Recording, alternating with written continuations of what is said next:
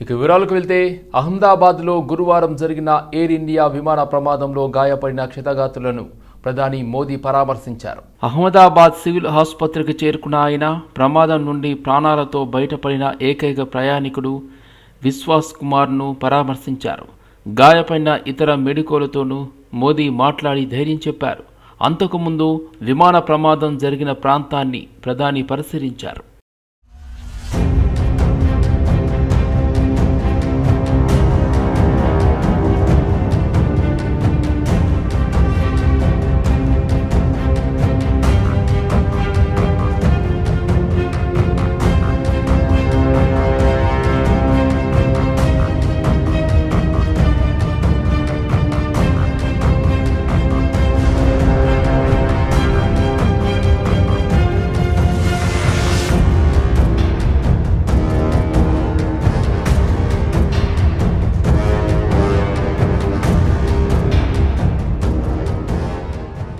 స్థానిక సంస్థల ఎన్నికలపై మంత్రి తుమ్మల నాగేశ్వరరావు కీలక వ్యాఖ్యలు చేశారు.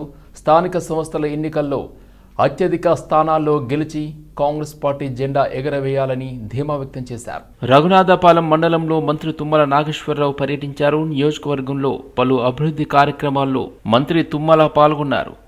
రేగుల చిలక, కోయ చిలక గ్రామాల్లో సీసీ రోడ్డు, బీటీ రోడ్డుకు శంకుస్థాపన చేశారు.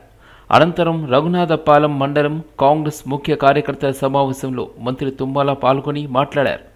దేశంలో ఎక్కడా లేని విధంగా కులగణన చేసిన దమ్మున్న నాయకుడు రేవంత్ రెడ్డి అని అభివర్ణించారు. దేశమంతా పాదయాత్ర చేసి కులగణనకు ఆలోచన చేసిన నాయకుడు రాహుల్ గాంధీ అని కొనియాడారు. ఎస్సీ వర్గీకరణ చేసి మిగతా రాష్ట్రాలకు తెలంగాణ ఆదర్శంగా నిలిచిందని ఉద్ఘాటించారు. దివంగత ప్రధానమంత్రి మన్మోహన్ సింగ్ పాలనలో దేశమంతా 70,000 కోట్ల రుణమాఫీ చేస్తే తెలంగాణలో 21,000 కోట్ల రుణమాఫీ చేశారని గుర్తు చేశారు Tummala Nageswararao.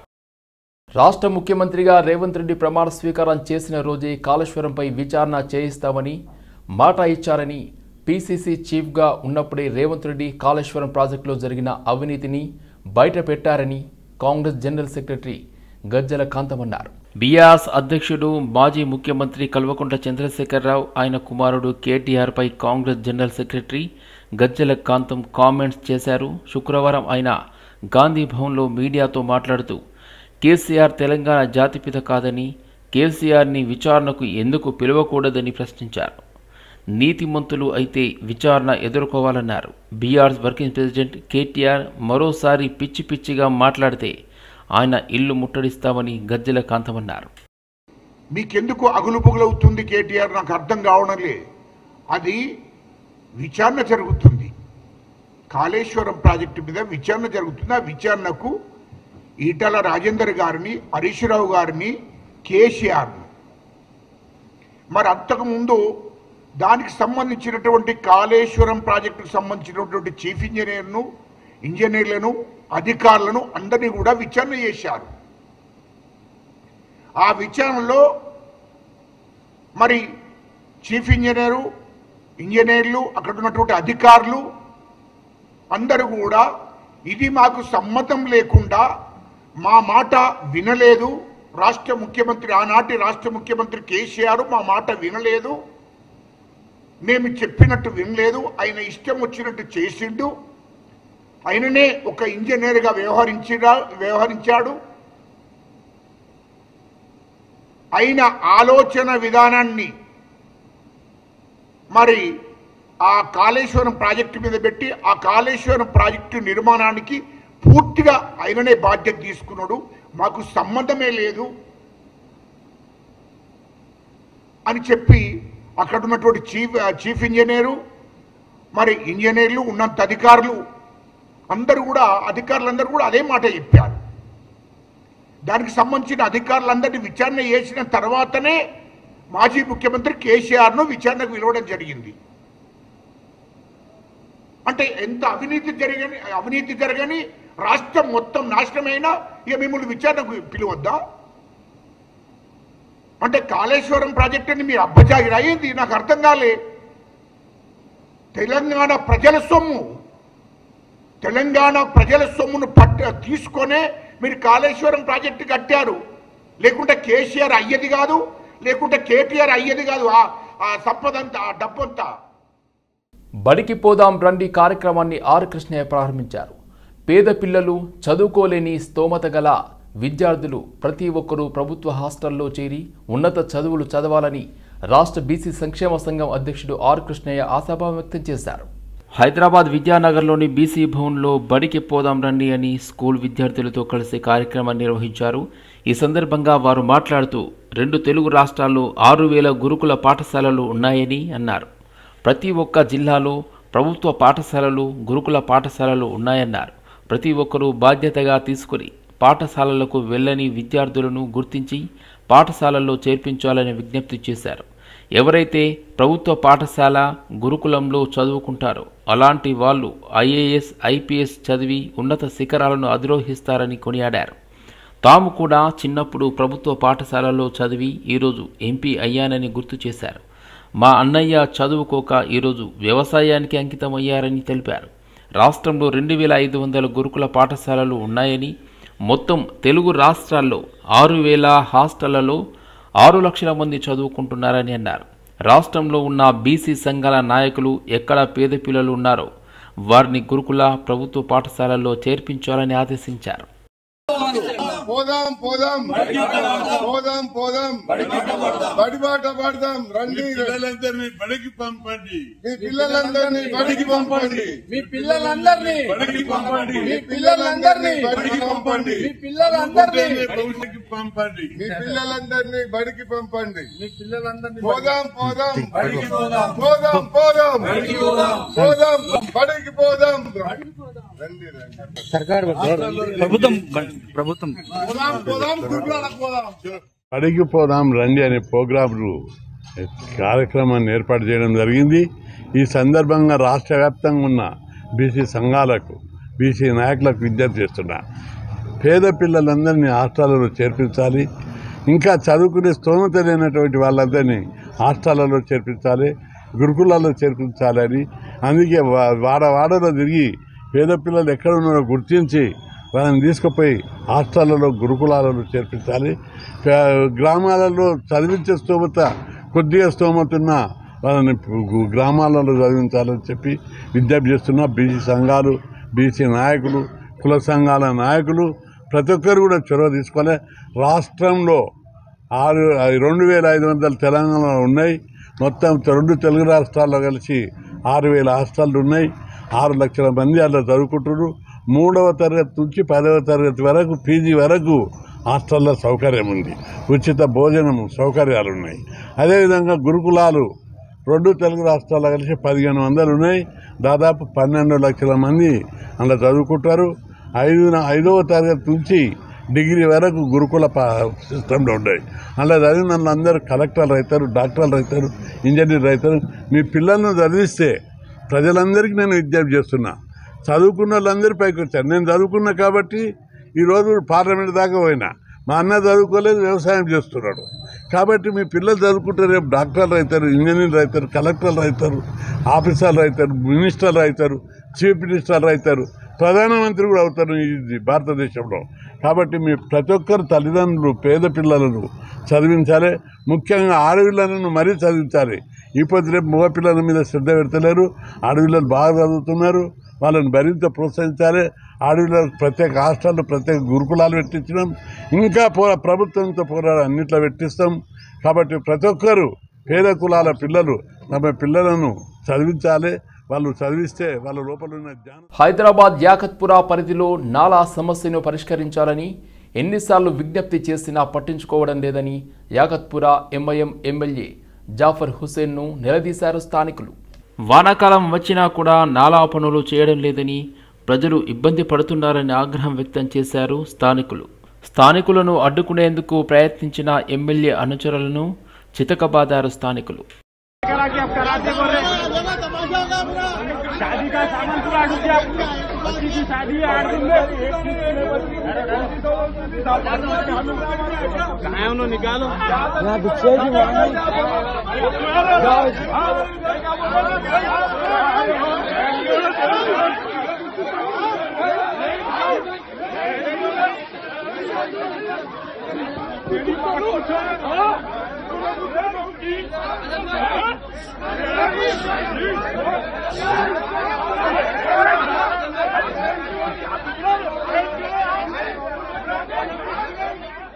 తార్నాకలోని international students hostel మెస్ను ఈరోజు సాయంత్రం వరకు ప్రారంభించని పక్షంలో విద్యార్థులు అందరం నిరాహార దీక్షకు దిగుతామని హాస్టల్ విద్యార్థులు నిజాం కళాశాల ప్రిన్సిపాల్ను రాష్ట్ర ప్రభుత్వాన్ని హెచ్చరించారు. 2 రోజులుగా హాస్టల్ మెస్ మూసివేశారని ఆవేదన వ్యక్తం చేస్తూ హాస్టల్ భవనం ముందు నిరసన వ్యక్తం చేశారు. ఈ సందర్భంగా విద్యార్థులు మాట్లాడుతూ నీళ్లు నిధులు నియామకాలతో సాధించుకున్న తెలంగాణ రాష్ట్రంలో విద్యార్థులకు భోజనం పెట్టలేని పరిస్థితిలో రాష్ట్ర ప్రభుత్వం ఉందని మండిపడ్డారు.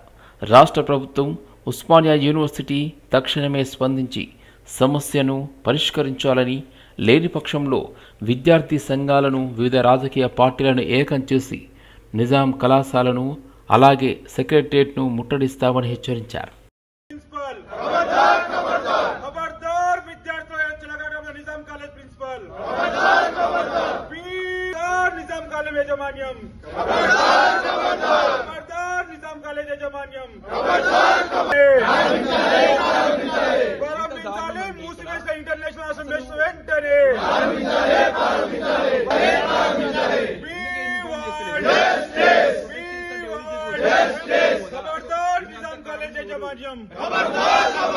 వచ్చిన మొదటి రోజు మాకు లంచ్ పెట్టి తర్వాత 2 రోజులు మమ్మల్ని ఇక్కడ చెప్పాలంటే ఒకప్పుడు నిజాం కాలేజ్లో విద్యార్థి ర్యాగింగ్ ఉండే, కానీ ఇప్పుడు నిజాం కాలేజ్లో అట్టడుగు వర్గంలో పేద పిల్లలు మరియు నిజాం కాలేజ్ యజమానులతో ర్యాగింగ్ నడుస్తున్న సిచ్యువేషన్ మేము చూస్తా ఉన్నాం. ఇక్కడ మమ్మల్ని పిలిచి ఇక్కడ 2 రోజులు ఫుడ్ పెట్టకుండా మా జీవితాలతోటి చెలగాటం నిజాం కాలేజ్ ఆడుకుంటుంది. ఈ రోజు మా బతుకులు ఎట్లున్నాయంటే ఫుట్పాత్ మీద పెట్టే 5 రూపాయల భోజనానికి లేదో ఈరోజు సాయిబాబా గుడిలో పెట్టే భోజనానికి మనం లైన్ కట్టాల్సిన పరిస్థితి 2 నుంచి మేము అనుభవిస్తా ఉన్నాము.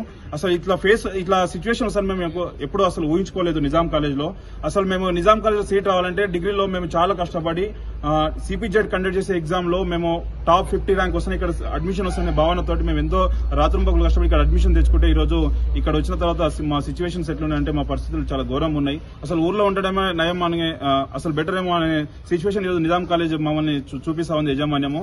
అసలు మేము ప్రిన్సిపాల్ దగ్గరికి వెళ్తేనేమో ప్రిన్సిపాల్ ఏమో సంబంధం లేదు, బడ్జెట్ లేదని మమ్మల్ని డోర్ లోపల రానికుండా సెక్యూరిటీ గార్డ్ని పెట్టి బయట మెడబెట్టి మమ్మల్ని బయట తోసేస్తా ఉన్నారు. అదేవిధంగా మేము దాని గురించి అడగడానికి వీసీ గారి దగ్గరికి వెళ్తేనేమో గంటల తరబడి మమ్మల్ని అవమానపరుస్తూ బయట నుంచోబెట్టి తర్వాత 5 మినిట్స్ మాకు 2 మినిట్స్ టైం ఇచ్చి అసలు మీకు సంబంధం లేదు, మీది ఆటోనమస్ అని చెప్పేసి మీరు అక్కడనే అడగాలని చెప్పేసి అక్కడ పంపించేస్తున్నారు. మళ్ళీ ఇక్కడికి వచ్చి కేర్ టేకర్ ని చీఫ్ వార్డెన్ అడితేనేమో బడ్జెట్ లేదు, అది మా లోపం కాదు, అది గవర్నమెంట్ లోపం అంటారు. అసలు మేము వచ్చి 6 నెలలు కాలేదు అసలు నిజాం కాలేజ్కి వచ్చి. మేము వచ్చింది ఆగస్టు అడ్మిషన్ తీసుకున్నాము. మేము ఫస్ట్ 10,000 మెస్ కార్డు కొనుక్కొని మేము ఇక్కడ జాయిన్ అవ్వడం జరిగింది. అదేవిధంగా వీసీ గారిని అడిగితే మళ్ళీ ప్రిన్సిపల్ గారితో ₹1 కోటి బడ్జెట్ శాంక్షన్ అని వాళ్ళు అంటా ఉన్నారు. అదేవిధంగా మా స్కాలర్షిప్ చెక్ చేసుకుంటేనేమో స్కాలర్షిప్ డబ్బులు రావడం జరిగింది. ఇంత బడ్జెట్ ఉన్నాక బడ్జెట్ అసలు లేవని మమ్మల్ని ఈరోజు మెస్ క్లాక్ వేసేసి మమ్మల్ని ఈరోజు బయటికి నెట్టబడుతున్నారు. అసలు దీనికి ఏం కుట్ర జరుగుతుందో మాకు ఇక్కడ అర్థం అవ్వటం లేదు. అసలు ఎందుకు ఇట్లా ప్రభుత్వం మా విధంగా ఎందుకు స్పందించడం లేదు, అసలు యజమాని ఎందుకు అట్లా ఆడుకుంటే ఏమైనా విద్యార్థి సంఘాలు కానీ ఏమైనా అడిగినా కానీ అసలు ఎలాంటి మా తరఫున ఎవరు స్పందించడం లేదు, పలకరించడం లేదు. దేశంలో ఇతర రాష్ట్రాలకు సంక్షేమం అభివృద్ధిలో రోల్ మోడల్గా నిలుస్తున్న తెలంగాణతో కలిసి పనిచేసేందుకు ముందుకు రావాలని పలు దేశాల ప్రతినిధులను రాష్ట్ర ఐటీ పరిశ్రమల శాఖ మంత్రి దుద్దిళ్ల శ్రీధరబాబు కోరారు. బంజారాహిల్స్ తాజ్ డెక్కన్ హోటల్లో ఇంటర్నేషనల్ బిజినెస్ కొలాబరేషన్ ఐబీసీ ఆధ్వర్యంలో నిర్వహించిన గ్లోబల్ లీడర్స్ సమ్మిట్ 2025ను లాంఛనంగా ప్రారంభించి ప్రసంగించారు. మొదట్లో చాలామంది తెలంగాణ ఏర్పాటు అసాధ్యమన్నారు. కానీ అనతి కాలంలోనే తెలంగాణ అన్స్టాపబుల్ అనే స్థాయికి ఎదిగింది. రాష్ట్ర జీడీపీ 16.12 లక్షల కోట్లకు చేరింది. 10.1% వృద్ధి రేటుతో దేశ సగటు 9.9%ను దాటేసింది. తలసరి ఆదాయం 3.79 లక్షలు. ఇది దేశ సగటు కంటే 1.8 రెట్లు ఎక్కువ. ఏడాదిన్నర కాలంలోనే 3 లక్షల కోట్లకు పైగా పెట్టుబడులను సేకరించగలిగా. గత 14 నెలల్లో లైఫ్ సైన్సెస్లో 40,000 కోట్ల పెట్టుబడులను సాధించాం. 2 లక్షల ఉద్యోగాలు సృష్టించాం.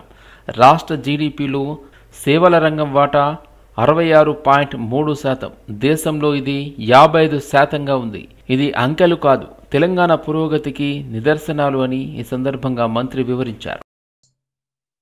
And the services sector powers about 66.3%, where many of the future collaborators with our state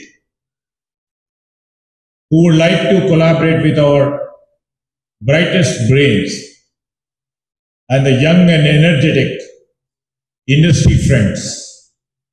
And I would like to mention here is the service sectors powers about 66.3% compared to 55% of India's growth. Proving that Telangana is not just IT engine, it's also an innovation nerve center. And I would like to mention here how Telangana makes different when you compare with other, our friendly states in our nation. We don't wait for the global trends, how they just shape us. Instead, our leaders, the business leaders over here, with the solid government support, we build them. We don't wait for the global trends. We created a hub. People from different parts of the world have come, parliamentarians, diplomats, bureaucrats, and top business leaders have come to explore the different opportunities that we are trying to bring in. So it's a great opportunity for all the business people to actually to be here. But at the same time, I want to say only one thing, that this Global Leaders Summit is going to really, very, very impactful. And we are absolutely trying to bring in different investors who are looking to collaborate with artificial intelligence, who are trying to collaborate with pharma companies, who are trying to collaborate with IT companies and agriculture and different industries. And one of the industry that we are looking at is food industry. So they are here actually to collaborate with us. So through this, we are creating opportunities for people who don't have jobs, people are really struggling, and people who are like a startup companies and young entrepreneurs. This is a great opportunity.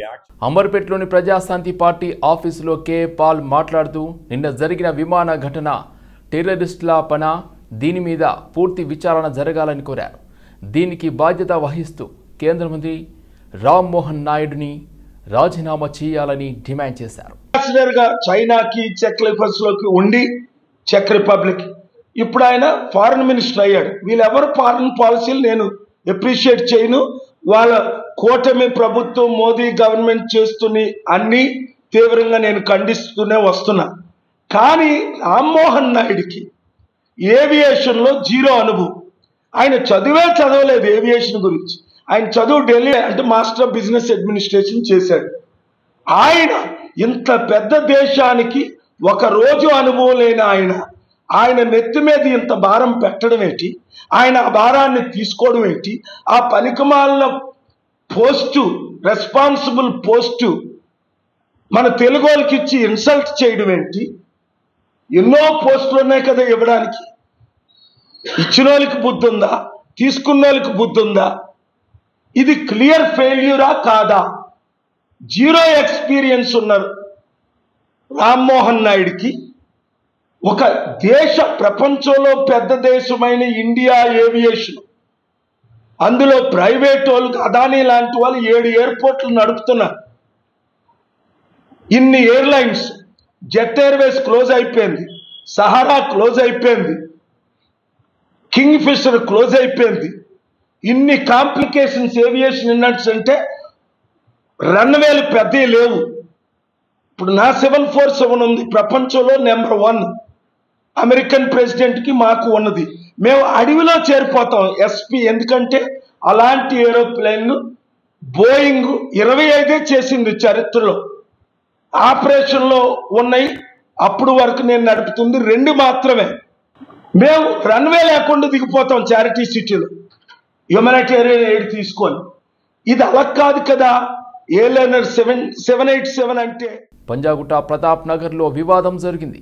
1982 నుండి పేద చిన్నారులకు ఉచితంగా చదువు చెబుతున్నారు Sushila Devi memorial trust. స్థానికంగా ఉన్న GHMC community హాల్లో LKG నుండి 4వ తరగతి వరకు పాఠాలు చెబుతూ సీనియర్ జర్నలిస్ట్ వామన్ రావు ఆధ్వర్యంలో పేదలకు ఉచిత విద్య అందిస్తున్నారు.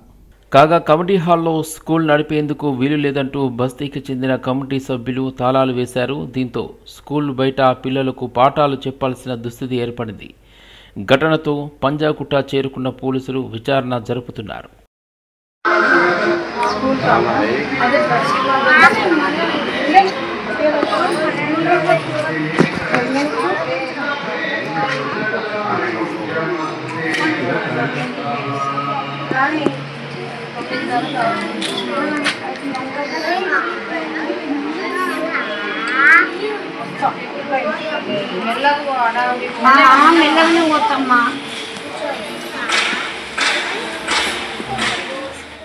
స్విమ్మింగ్ చేయడానికి వచ్చి స్విమ్మింగ్ పూల్లో పడి వ్యక్తి మృతి చెందిన ఘటన సంగారెడ్డి జిల్లా అన్నారం గ్రామంలో చోటు చేసుకుంది. మృతుడు మేడ్చల్ జిల్లా గాగిల్లాపూర్కు చెందిన గులాం హుసేన్గా గుర్తించారు పోలీసులు.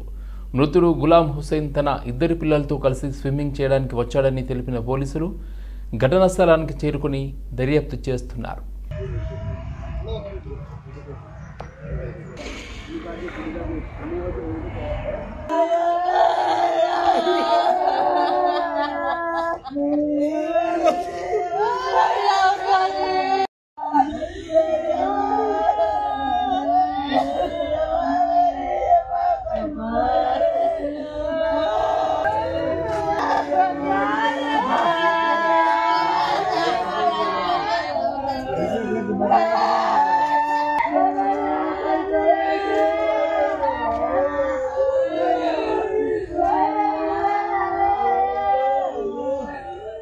ఎల్బీ నగర్, వనస్థలిపురం, బిఎన్ రెడ్డి నగర్, హయత్ నగర్, పెద్ద అంబర్పేట్ మరియు అబ్దుల్లాపూర్ మెట్లో ఒక్కసారిగా భారీ వర్షం కురవడంతో రహదారులు పూర్తిగా జలమయమయ్యాయి.